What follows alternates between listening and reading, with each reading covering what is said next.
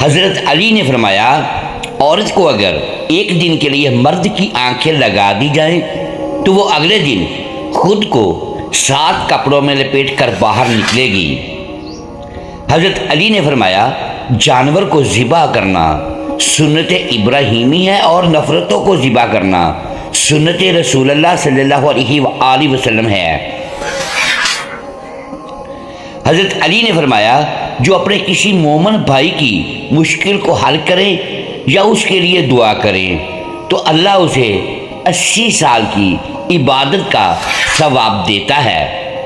حضرت علی نے فرمایا نرم دل لوگ ہمیشہ دھوکہ کھاتے ہیں کیونکہ وہ غلط لوگوں پر بھروسہ کرتے ہیں۔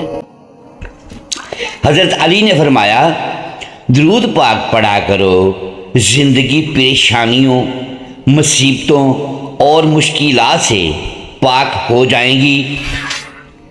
حضرت علی نے فرمایا جب تمہیں محسوس ہو کہ تمہاری طبیعت کو ذکر خدا سے سکون محسوس ہوتا ہے تو سمجھ لو اللہ پاک تمہیں پسند کرتا ہے۔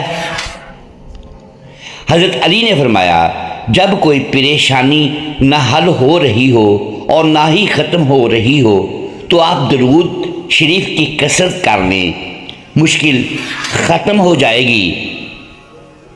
حضرت علی نے فرمایا جب تمہاری جان کو خطرہ ہو تو صدقہ دے کر جان بچا لو اور جب تمہارے دین کو خطرہ ہو تو جان دے کر دین بچا لو۔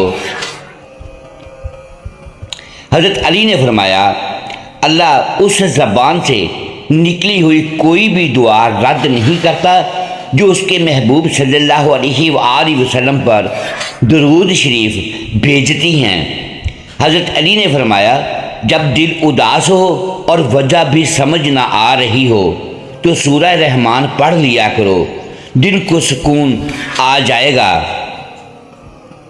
حضرت علی نے فرمایا جس دعا پر دل اٹک جاتا ہے اللہ اس پر کن فرما دیتا ہے۔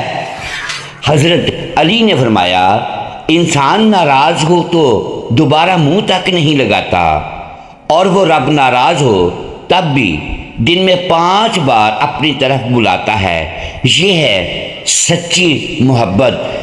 حضرت علی نے فرمایا جس گھر کی خواتین میں سے کسی کا نام فاطمہ ہو اس گھر میں غریبی، فقر و مفلسی داخل نہیں ہوتی۔